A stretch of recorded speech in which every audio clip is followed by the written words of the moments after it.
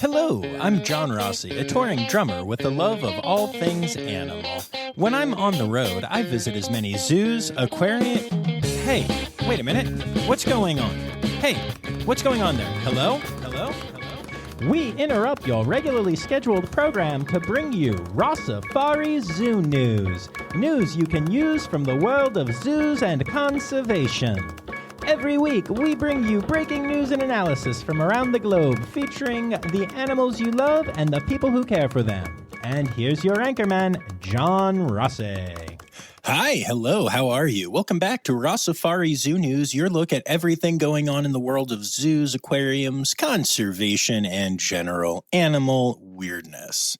Couple friendly reminders at the top here. This is a crowd-sourced Zoo News program, so if you see anything that is Zoo News worthy, feel free to tag me in it on the socials at Rossifari, on TikTok at RossifariPod, or email it to me, rossifaripod@gmail.com. And if you do that, I'll say your name at the end of the episode.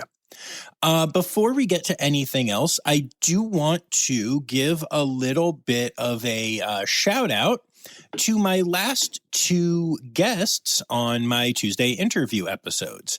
So if you haven't been listening to those, I know there are some people that are very much just into the zoo news. I highly recommend that you go back and listen to the last two episodes. We had an episode with Jamie Delk, who is at the Dallas Zoo now, but was talking all about her time when she was a keeper and then decided that it was time to leave the field, and then kind of how she felt basically called back to the field. And then we talked to Emily Clare, who had been at Zoo Knoxville and is now at the Nashville Zoo, who talked about her going through and coming out the other side of grieving after losing 4 zebras in a short period of time. There were lots of very thoughtful things said by both guests. There were lots of tears. There was all kinds of stuff going on. And, not only am I proud of those episodes, and more importantly, proud of the people who were so open and honest and amazing about those things, but the response has been phenomenal. So many people have been so touched by what those two women shared. And I mean, that's the goal of this podcast, right? So I'm grateful to be the storyteller who is there to facilitate them getting to share their stories and to help guide those and craft those a little bit. But mostly I'm just wildly thankful to the both of them and to everyone who's reached out to tell me how impactful they were. A few people actually told me that they had to, take breaks while listening, especially to Emily's episode, as it gets very heavy at times, but that they were really excited to return and kind of go through the entire story with Emily. So thank you to those guests. And if you have not listened to them yet, I highly recommend that you do. And now we're going to move on from that to a very exciting programming announcement. On Tuesday, I'm going to be releasing my first ever holiday shopping guide episode. I've been spending this week conducting interviews with people from 5 different companies of different sizes that all have one thing in common. They make amazing products for animal lovers. So if you're going to be doing any gifting during the holiday season, or just want to get yourself a little treat as the year winds down, you'll be able to hear my suggestions for that. And it's not just me talking. You'll actually hear from the incredible people making the products. And many of them have set up special discounts for Rossifari listeners. So that's something that you can take advantage of. The products we cover include a wide variety of stuff, including stickers, pins, apparel, calendars, water bottles, stuffed animals, and more. And all of the items are things that I have and use and love. So it is coming from a very much a place of authenticity. And we talk about that in a lot of the interviews. And that's not all. One of these shops I'll be featuring is Cappy Tales, which is a shop that I've been a brand ambassador for and have shared with y'all for quite a while now, mostly just on my socials. Well, Laura, the brains behind Cappy Trails, and I have some very cool announcements coming on this Tuesday's episode, but I want to share one of them with y'all now. Laura has designed and is producing the official 2024 Rossifari holiday ornament. It is a wooden ornament featuring Laura's amazing drawings of a red panda, a binturong, a tree kangaroo, and a sea turtle, all done up in holiday outfits, along with Rossifari on there. And these 4 characters are amazing, and I think they're going to become like recurring characters with some of my merch moving forward and stuff. And they are ready to brighten your Christmas tree or your menorah, or even just to hang around as a random winter decoration.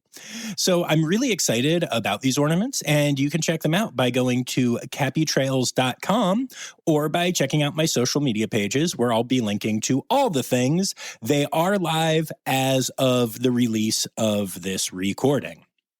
They are also limited edition, and they're only going to be available for a limited time, which I think might mean the same thing. I don't know. I wrote it that way. Whatever. But anyway, the point is, make sure you check them out and secure your Rossifari ornament soon. And again, that's not the only cool thing you're going to be hearing from Laura. So make sure you tune in on Tuesday's episode. You'll also be hearing from some other amazing companies. So other than that amazingly exciting news, there's not much to report here from my life. I will say this may end up being a little bit of a shorter episode because I've been working my butt off on the gifts episode this week and such. But with that said, I think it is time for...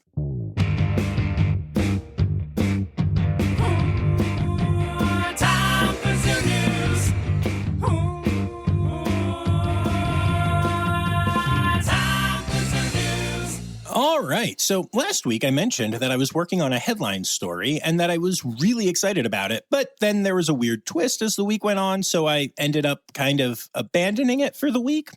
So we are going to start this week by looking at both the original story and the follow-up situation, though I don't think I really have a big resolution to it in my own brain at this point.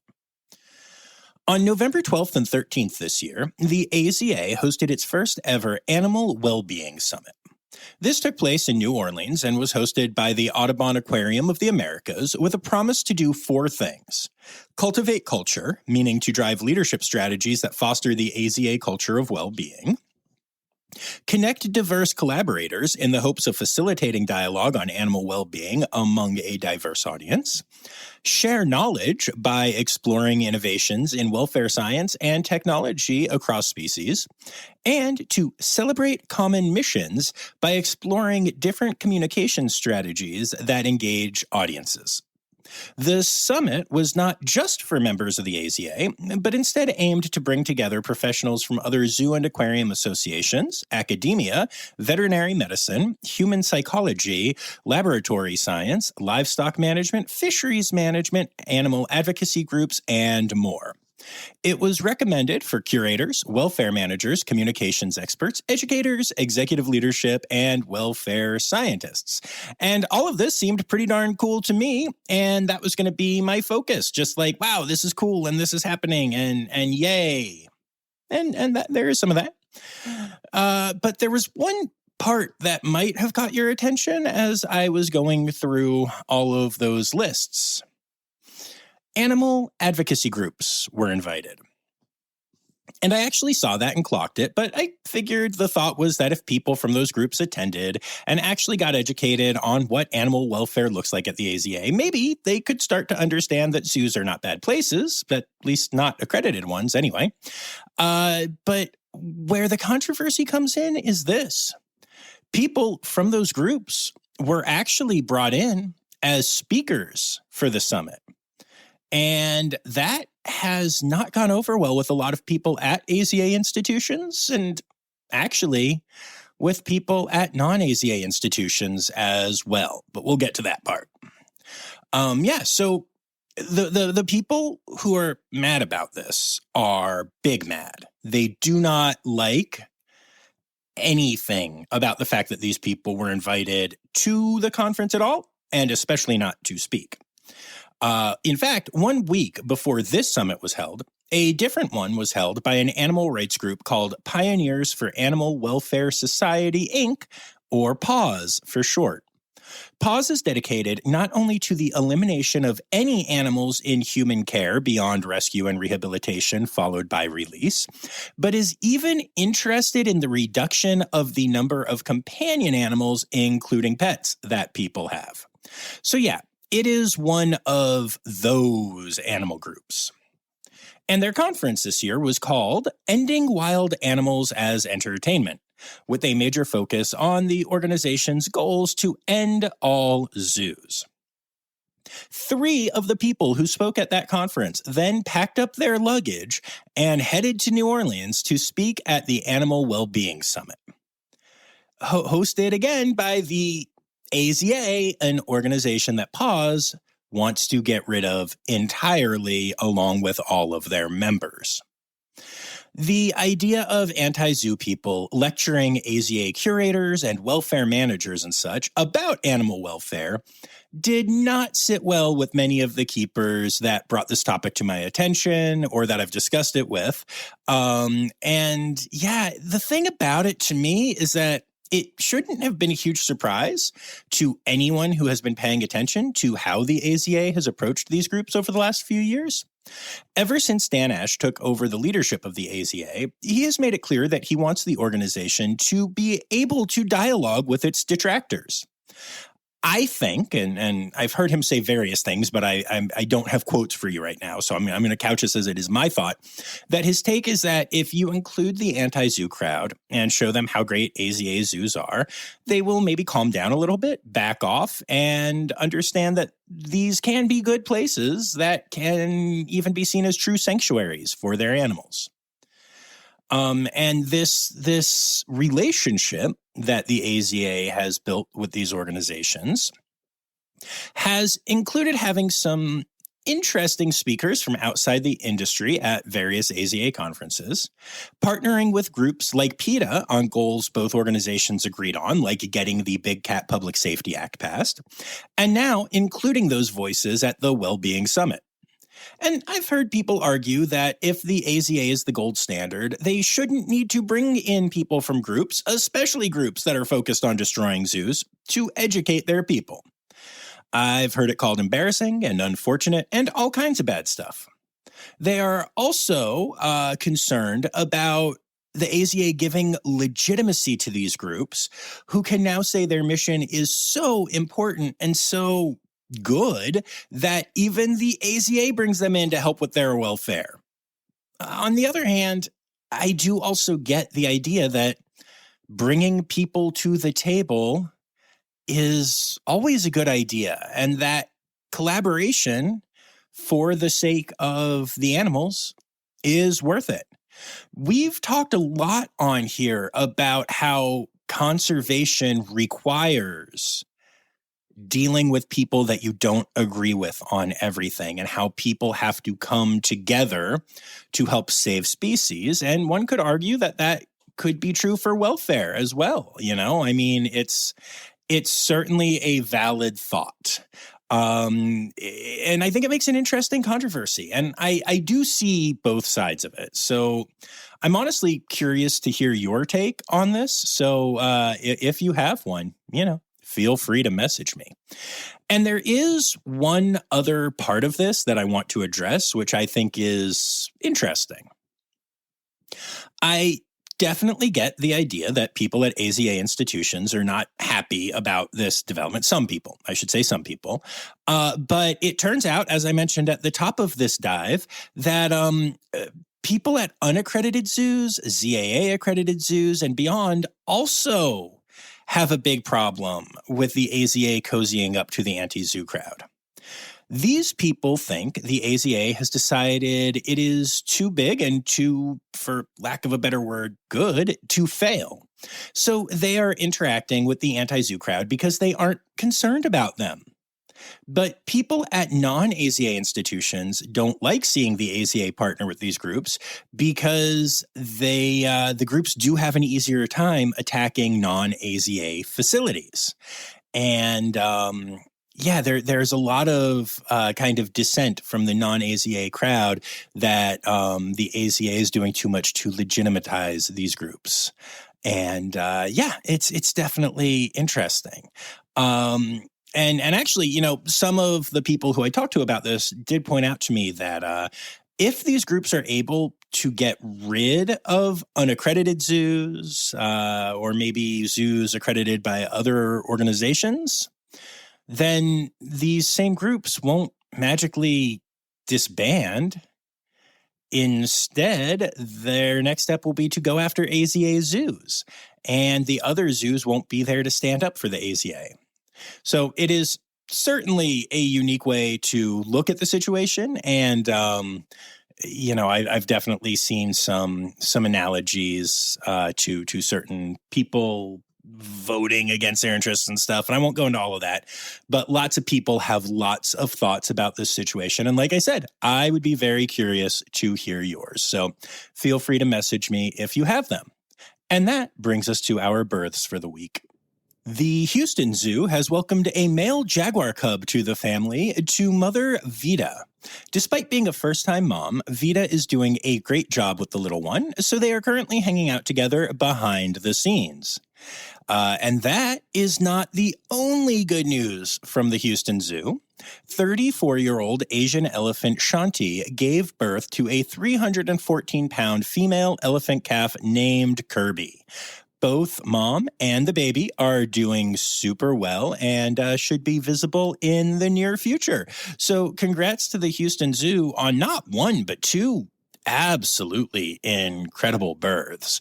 And apparently mom was in labor for like 19 hours. And so, that's just craziness. 314-pound baby. I'm just saying all you human mothers out there need to stop making such a big deal. No, I'm kidding. I love you all. Please don't eat me. I'm kidding. I love you. Highland Wildlife Park has welcomed a vicuna calf, the first ever born at the park. Vicuna are a camelid species native to South America. They're not super common in zoos, so this is a really cool birth and just a really adorable baby. The Lincoln Children's Zoo has announced the birth of a baby giraffe. The male giraffe was just under 6 feet tall at the time of his birth to mom Allie and dad Joey. And if you're listening to this, you can already see the little one out on his habitat at the zoo. This also has led to a real period of reckoning for me. You see, I have a rule, for those of you who listen, you know this, that I like to call all babies of a species by the first syllable of the species name and then let. So like bintlet and pandlet and that kind of thing, right? Dogs go from puppies to doglets, whatever. And I've realized that the entire time I've been doing this, I've been saying girafflet. But giraffe is 2 syllables, and so it would be a gerlet. So it would be gerlet. And I've been saying that wrong the entire time I've been doing this. So congrats to the Lincoln Children's Zoo on the birth of their new gerlet. I don't like it as much, but hey, a rule's a rule. And then last but not least in births this week, the North Carolina Zoo has welcomed a new baby Wally, also known as a batong, to the Desert Dome family. This is the second time the parents have bred at the zoo. And yes, one of the people who sent this to me did so specifically because they wanted to hear me try to say the names of the species. Wally, I think, and batong. I feel confident in batong, but yeah, hopefully I did it right. And that brings us to our deaths for the week. The Milwaukee County Zoo has said goodbye to Patty, the female hippo that called the zoo home. Patty was 55 years old, making her the oldest hippo at an AZA facility in the United States. The median life expectancy of a hippo in human care is 36.7 years, so 55 is a truly amazing age to reach. Despite her advanced age, Patty was healthy right up until the end. She didn't start to show discomfort until one day of rapid decline, which made the decision to euthanize very obviously correct and maybe took away some of the pain of watching that slow decline that we see in humans and animals sometimes. She will be greatly missed, but congrats to Patty's care team for doing such an amazing job taking care of her. And then we have a sad story out of Atlanta. Zoo Atlanta welcomed a female western lowland gorilla baby to mother Canberra recently. Baby and mom were both doing well and were actually showing lots of great signs, but the baby was not observed nursing. As such, the zoo staff removed the baby for a quick exam, but then returned her to Canberra rather quickly. And that alone that shows, how great the relationships are with the care team and the gorillas at the zoo. And once the baby got back to mom, she was actually observed nursing, which is really exciting. Unfortunately, the next morning, the baby was found deceased. A necropsy was performed, but the results will take a while. But obviously, this is a terribly sad loss for the entire Zoo Atlanta family. So we just send all our love to that team. And then moving on to our other zoo news stories. Our friends at the Columbus Zoo have greatly expanded their elephant habitat. The new area adds an additional 17,730 square feet for the elephants to roam. The new area also includes a new training panel, modified pool, enrichment panels, and more, with many of the additions being focused on, as you may have figured out, enrichment and also socialization. I'm really excited to check out this new area when I can get back to Columbus. It has been far too long since I've been there, and I miss that facility. This next story really excites me. Conservation staff at the Santa Barbara Zoo recently traveled to the Channel Islands to help vaccinate wild island foxes against the canine distemper virus. This was an especially important trip because a supply issue caused many of the foxes to go without the vaccine in the summer when they are usually given it. Now, how important is this? Well, in the late 1900s, more than 90% of the population of island foxes died in a single outbreak of canine distemper. So protecting the current individuals is hugely important. Obviously, this is great work by the team at the zoo. Wang Wang and Fu Ni, the last remaining giant pandas in Australia, have officially left the Adelaide Zoo and headed back to China. To my knowledge, there have not been any announcements of any bears coming back to the country, but that's also how it was in the U.S. until suddenly a bunch of announcements were made. So I'll be curious to see if panda diplomacy continues in Australia. And if you are one of my Aussie listeners, I wouldn't panic too much yet because everyone panicked in the U.S. and then bears just started popping up like every 30 feet. Okay, that's an exaggeration, but we've been getting bears again. The Oregon Zoo recently stepped in to help an Arctic fox that was illegally being kept as a pet. The fox was confiscated by authorities and transferred to the Bird Alliance of Oregon, which has been caring for her for the last 2 weeks, but she has now been transferred to the Oregon Zoo, I assume because the Bird Alliance realized that she wasn't, in fact, a bird. The Oregon Zoo is now caring for the little one and teaching it what zoo life will be like before she is transferred to her forever home at Oxnard Park Zoo in Wisconsin. It is so cool hearing how all three of these organizations have come together to help one little fox. And yes, for those wondering, I was in fact terrified when I looked at this story and realized I was going to have to say the word Oregon, Oregon, origami, whatever, multiple times. And then last but not least this week, our friends at Mote Marine Lab are officially open again after an 8-week closure due to storm damage from multiple hurricanes. It is so great to know they are open and doing the thing again. And if you go to Mote, you'll get to see 2 manatees hanging out again. We followed the story of the introduction of Lou to resident manatee Buffett a bit, and that part is officially done now, and the pair is living well together. After the tragic loss of Hugh, it is so great to see Mote have a pair of manatees again after the U.S. Fish and Wildlife Service determined that this would be the best thing for both manatees. I am beyond excited to see everything getting back to normal for Mote. And that brings us to Conservation! Conservation! News time! Oh, yeah! All right, so just two quick conservation stories this week. First of all, we have another uplisting to discuss. The bantang, a cattle species that calls Southeast Asia home, has officially been declared critically endangered. The good news is that while the population is declining overall and at a really unfortunate rate, there are areas where the population is actually increasing, specifically in parts of Thailand. Why is that population succeeding? Strong conservation efforts in the area are working well. And that's important not just because, woo, yay, those conservationists, but it means the species already has a blueprint of a successful conservation strategy that just needs to be implemented elsewhere to hopefully downlist them again, preferably in the near future. But yeah, so a very sad story, but also a bit of a hopeful one. And then the other one is interesting, and it's going to be one we need to keep an eye on. Avian influenza has officially made its way to Oahu. This is the first case of avian influenza ever documented in Hawaii.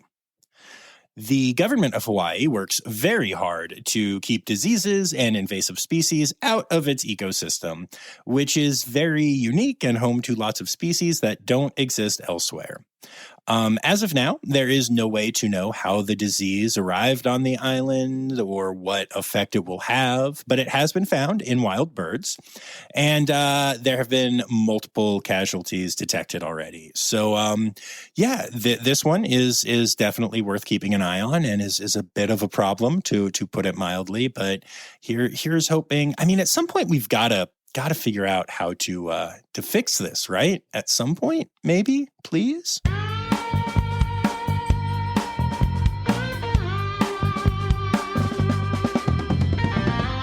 In other news.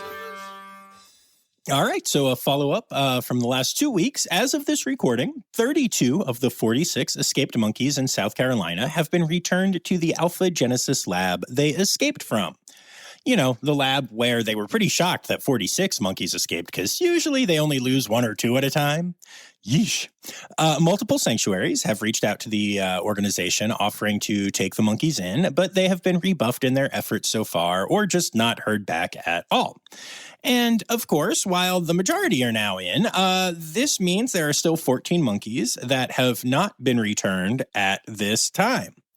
14 monkeys still wandering around in South Carolina. And they aren't alone. That's because 2 pet emus also escaped, this time from their home in South Carolina, and have eluded capture. As of the time of this recording, the 2 have not been captured yet anyway, but I think they will be, but hard to say. And that's not a huge story in and of itself, but it is a reminder that maybe people should stop having crazy exotic pets, especially huge, super strong birds, since the owner of the birds said they knocked him down as they escaped and he couldn't get a hand on them, because of course he couldn't, because they're emus. But also, that means that 2 emus and 14 monkeys are just roaming around. Just roaming around in South Carolina right now. Just roaming around. Cool. Good job, South Carolina. Cool. Animal, animal, animal holidays. Animal, animal, animal holidays. All right, y'all. It is November, which is Manatee Awareness Month. And as for your individual holidays, I don't know if this counts as a holiday, but the Thursday before this episode drops, Thursday, November 21st, is a day where the Browns won a football game. and it was a good game. I watched the game. It was a good game.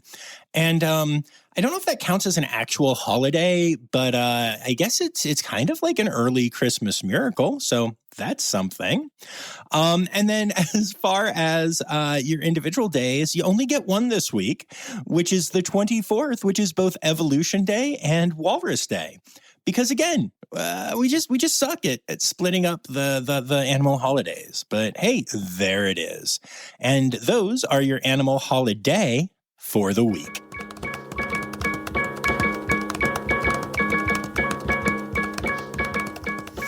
All right, so there you have it. Another episode of Rossifari Zoo News is done. Don't forget to be back here on Tuesday for the gifts episode. It's really exciting and going to be really fun. And it will help you save some money on some cool gifts that you might want to give this holiday season or just winter. You do you. I will also have some very exciting news for my patrons that you're going to get to hear about on Tuesday. And I think you'll be very excited about that news. And speaking of my patrons, you can support the podcast for as little as $3 a month by going to patreon.com/Rossifari.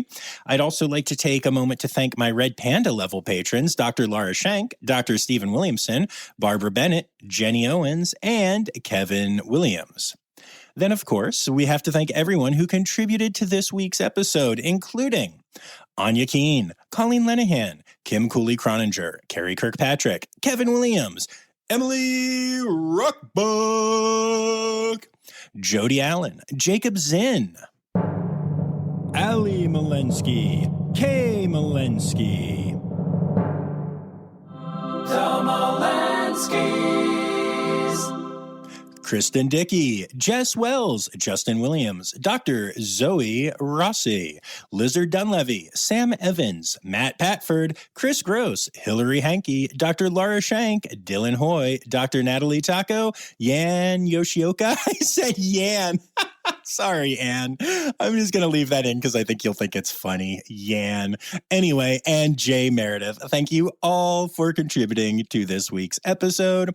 Be back on Tuesday, and remember, friends, the words newsy credits backwards are Snyder Kiswen.